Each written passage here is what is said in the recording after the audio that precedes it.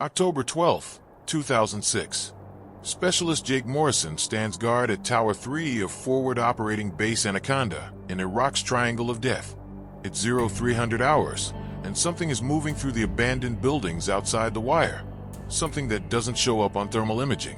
What Morrison doesn't know is that FOB Anaconda sits on an ancient Mesopotamian burial ground, and for the next 8 years, soldiers will report the same impossible encounters. By the end of this video, you'll understand why the Army has 847 documented paranormal incidents from this single base. Welcome to Wartime Mysteries. I'm here in the smoke pit with stories that the Pentagon doesn't want you to hear. You know, there's nothing quite like pulling guard duty at 0300 hours in the Triangle of Death. That's what we call the area around FOB Anaconda, a stretch of Iraqi desert south of Baghdad where more Americans died per square mile than anywhere else in theater. But here's the thing nobody tells you about FOB Anaconda. Sure, we lost soldiers to IEDs and sniper fire, but we also lost soldiers to things that don't show up in official casualty reports. Things that shouldn't exist. This story comes from multiple sources, veterans who've reached out to me over the years, classified incident reports that somehow found their way to my desk, and medical files from soldiers who experienced things that Army psychiatrists couldn't explain. The soldiers whose names I'll use have asked me to protect their identities. Some are still active duty. Others are dealing with VA claims that would be jeopardized if their real experiences became public knowledge. But their stories deserve to be told, because what happened at FOB Anaconda wasn't combat stress or sleep deprivation. It was something much worse. Forward Operating Base Anaconda sprawled across 15 square miles of Iraqi desert, housing over 25,000 soldiers at its peak. Think about that for a second. 25,000 Americans living and working in the middle of nowhere, protected by concrete barriers and guard towers from an enemy that wanted them all dead. The base was built on what used to be Balad Airfield, an Iraqi military installation that dated back to the Iran-Iraq War. But the land beneath it was much, much older. Archaeological surveys conducted before construction revealed evidence of continuous human habitation dating back over 4,000 years. Mesopotamia, the cradle of civilization, the land where humanity first learned to bury their dead with ceremony. And according to local Iraqi civilians, the land where the dead don't always stay buried. Sir, you need to understand something about this place. That's what Staff Sergeant Carlos Mendoza, whose name I've changed for obvious reasons, told the incoming commanding officer during the change of command briefing in September 2006. What's that, Sergeant? The locals won't come within 5 miles of this base, sir. Not because they're afraid of us. They're afraid of what's under the ground. The CO laughed it off as local superstition. Iraqi folklore about ancient burial sites and restless spirits. He wouldn't be laughing 6 months later. Tower 3. This is base operations. Radio check, over. Specialist Jake Morrison, a 21-year-old farm kid from Nebraska, keyed his handset from the guard tower that overlooked Sector 7. Base ops, Tower 3. Lima Charlie, over. Roger, Tower 3. Maintain your watch. We've got intel suggesting possible infiltration attempts in your sector tonight. Copy, base ops. Tower 3 out. October 12th, 2006. 0317 hours local time. Morrison adjusted his night vision goggles and scanned the abandoned buildings 200 meters outside the wire. Intel had been reporting increased insurgent activity in the area, and tonight felt different somehow. The air was too still, too quiet. That's when he saw them. Base ops, Tower 3. I've got movement in Sector 7, bearing 045 degrees from my position. Tower 3, base ops. How many packs and what's their disposition? Morrison studied the figures moving between the ruined buildings. There were maybe 6 or 8 of them, moving with purpose through the structures. But something was wrong with the way they moved. Base ops. I count approximately 8 individuals conducting what appears to be a search pattern through the abandoned buildings. But what, Tower 3? Morrison hesitated. How do you explain over a military radio that the people you're watching seem to be walking through solid walls? Base ops. Recommend we get thermal imaging on this sector. These individuals are not showing normal movement patterns. Roger, Tower 3. Switch to thermal and report. Morrison flipped to thermal imaging and aimed his scope at the buildings, where he'd just observed 8 people conducting an organized search. Nothing. The thermal screen showed the cooling concrete structures and the desert sand, but no human heat signatures. Base ops, thermal is negative. No heat signatures in Sector 7. Copy, Tower 3. Continue observation and report any further activity. Morrison switched back to night vision. The figures were still there, still moving through the buildings in their methodical pattern, still walking through walls like they were made of mist. For the next 2 hours, Morrison watched the impossible. Every time he switched to thermal, the figures vanished. Every time he switched back to night vision, they reappeared. At 0547 hours, as dawn approached, they simply faded away. Base ops, Tower 3. All contacts have departed the area. Sector 7 appears clear. Morrison completed his incident report that morning, describing the movement patterns and the thermal imaging failure. What he didn't include was his growing certainty that whatever he'd been watching wasn't human. Within a week, he discovered that Tower 3 was just the beginning. You want to know how soldiers really communicate in a combat zone? It's not through official channels. It's through the Night Shift Network. Corporal David Kim, a Korean-American communications specialist from Los Angeles, worked the overnight shift in the Base Operations Center. His job was monitoring radio traffic from guard towers, patrol units, and aircraft operations. But what Kim discovered was that the most important communications at FOB Anaconda never made it into official logs. Tower 4, Base Ops. What's your situation report? Base Ops, Tower 4. All quiet in my sector, but, requesting to speak with you privately after shift. Kim had been hearing variations of that conversation for weeks. Soldiers requesting private conversations after their shifts ended. Informal debriefs that never appeared in any official documentation. So Kim started keeping his own log. June 15th, 2007, Kim's unofficial incident report. 0147 hours, Tower 4. Movement in abandoned structures, thermal negative. 0203 hours, Tower 9. Formation of individuals in old-style military uniforms, thermal negative. 0234 hours, Tower 6. Children singing in Arabic from underground. No children on base. 0312 hours, Tower 2. Complete equipment failure lasting 17 minutes. 0356 hours, Tower 11. Figure in modern military uniform waving from inside the wire.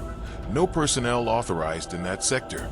Every fucking tower is seeing things that aren't supposed to be there, Kim muttered as he compiled the night's reports. That's when Kim made the connection that changed everything. He pulled the archaeological survey maps from the base engineering office.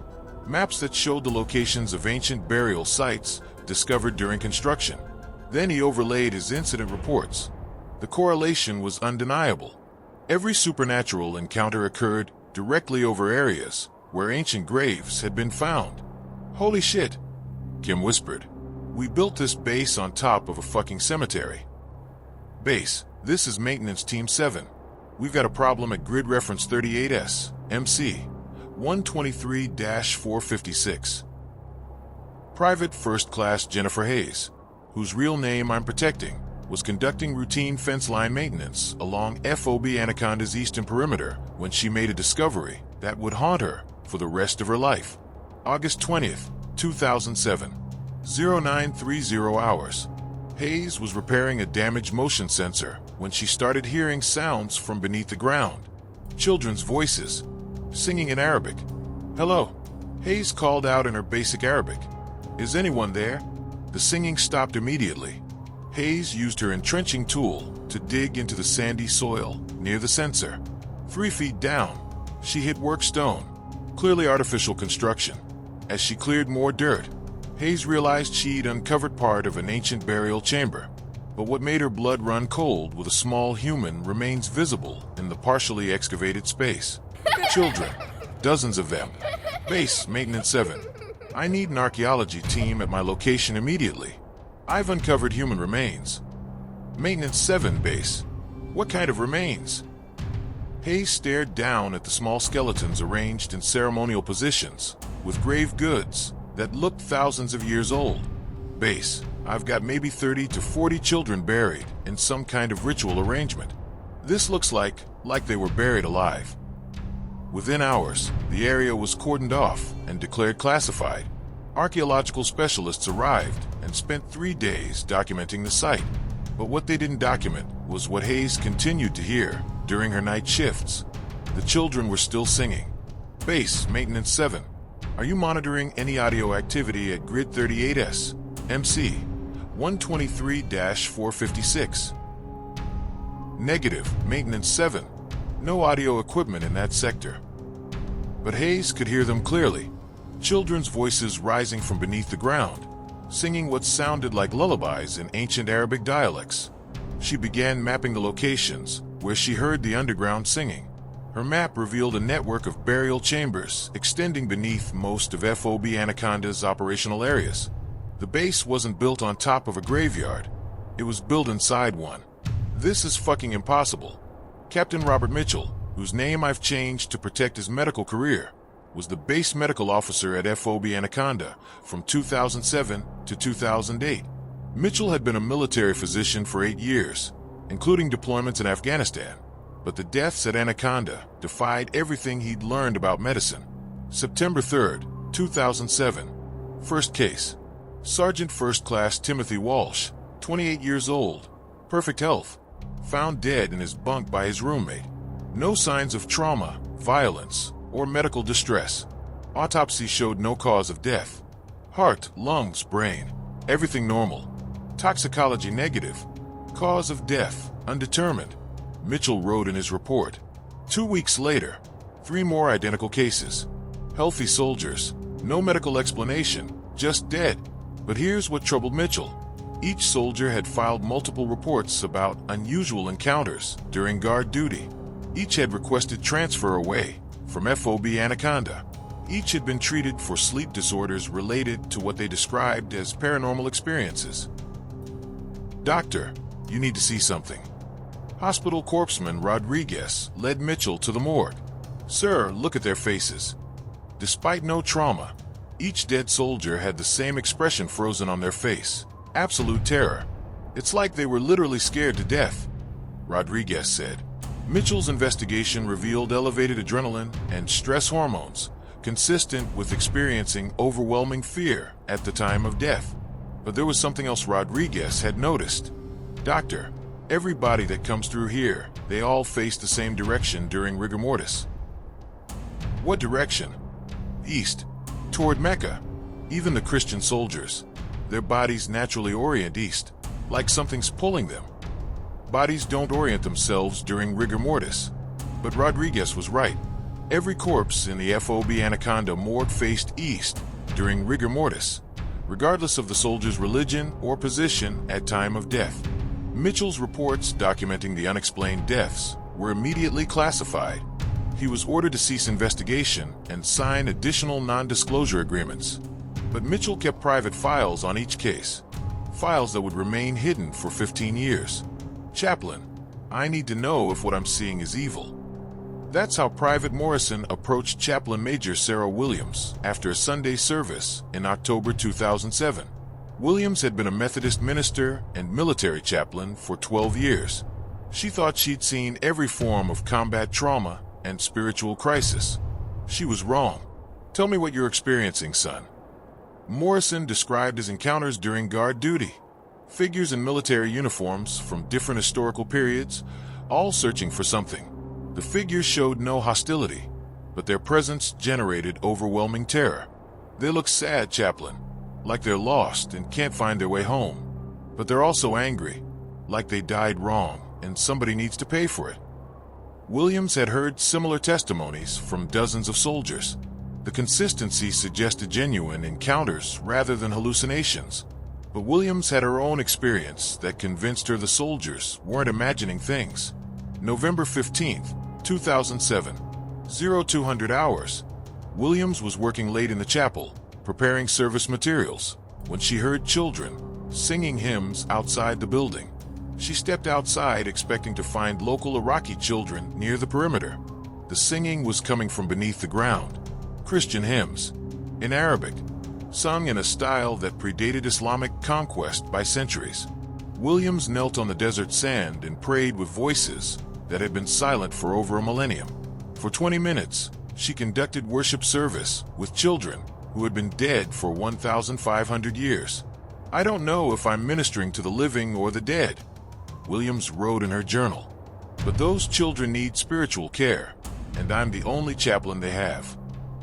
Williams's ministry expanded to include both living soldiers, traumatized by supernatural encounters, and ancient Christian children buried in Mesopotamian soil.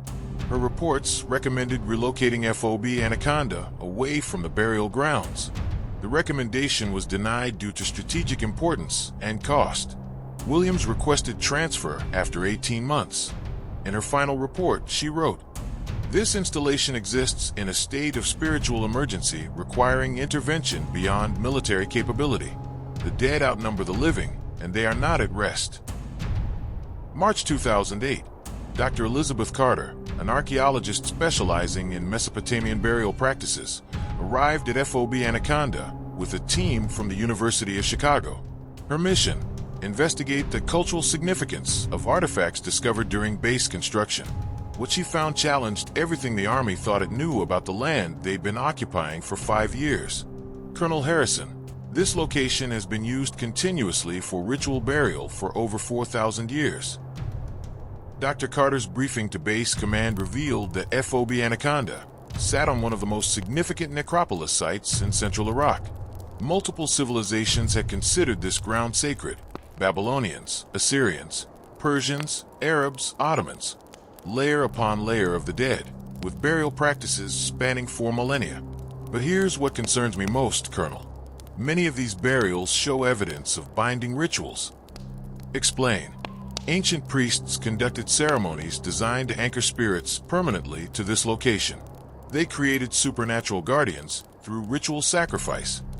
Carter's excavations revealed burial chambers containing individuals who had been interred alive as part of guardian spirit ceremonies. The victims had been drugged to remain conscious during live burial, ensuring their spirits would remain earthbound. These spirits were deliberately trapped through ritual practices designed to prevent them from crossing to the afterlife, Carter explained. They remained bound to this location, aware, active, and unable to find peace. Chemical analysis of burial goods confirmed the use of psychoactive compounds in binding rituals. These rituals appear to have been successful, Carter reported. Based on your soldiers' consistent reports, this site remains spiritually active. The dead have not departed. Carter's report recommended immediate relocation of military operations. Colonel Harrison classified the report and continued normal operations. The dead would have to wait.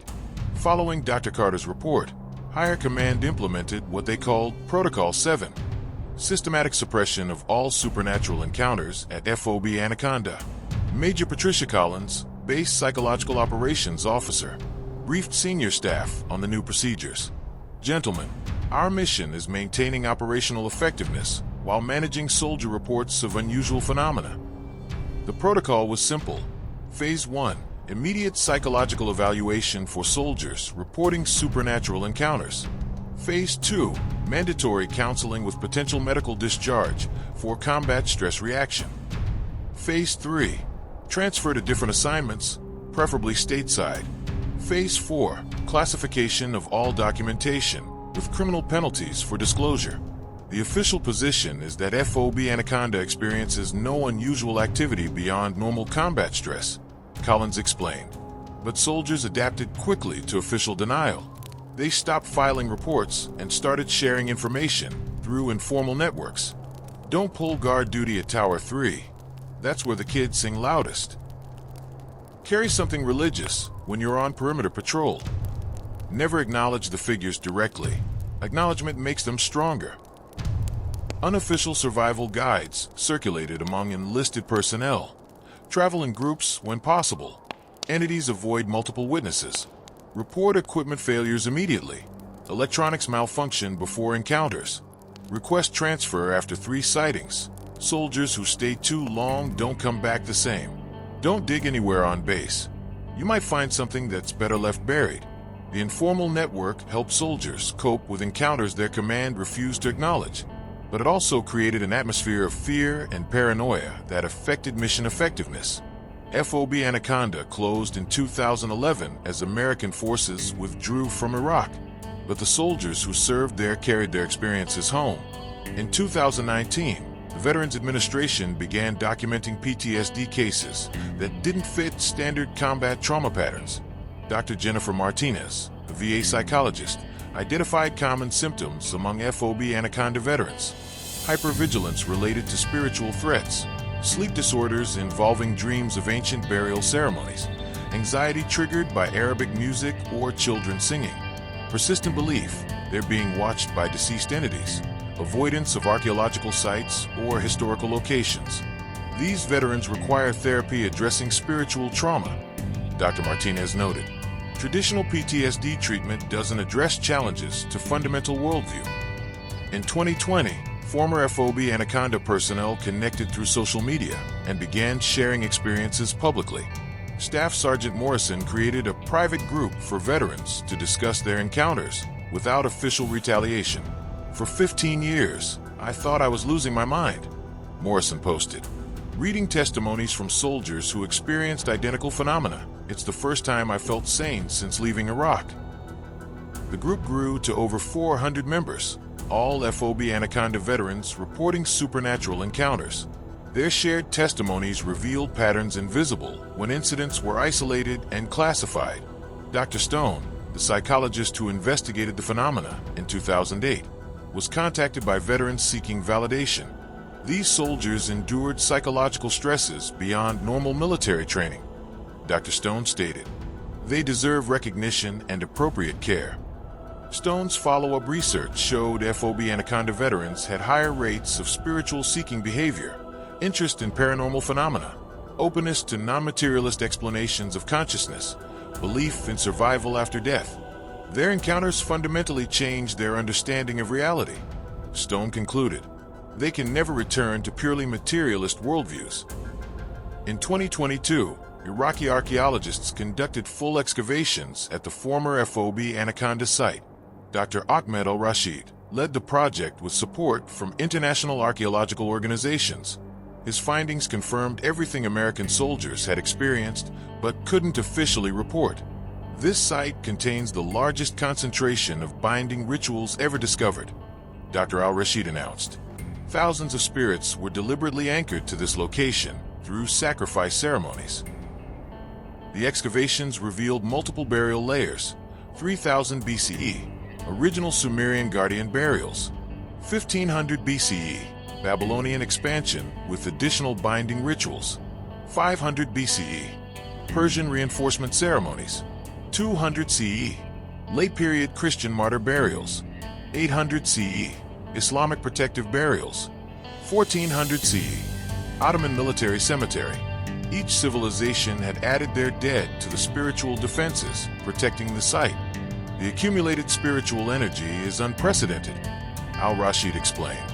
For millennia of binding rituals created a concentration of earthbound spirits unlike anywhere else discovered. Chemical analysis revealed sophisticated psychoactive compounds used to maintain victim consciousness during live burial. The victims remained conscious and aware as they were buried alive, al-Rashid noted.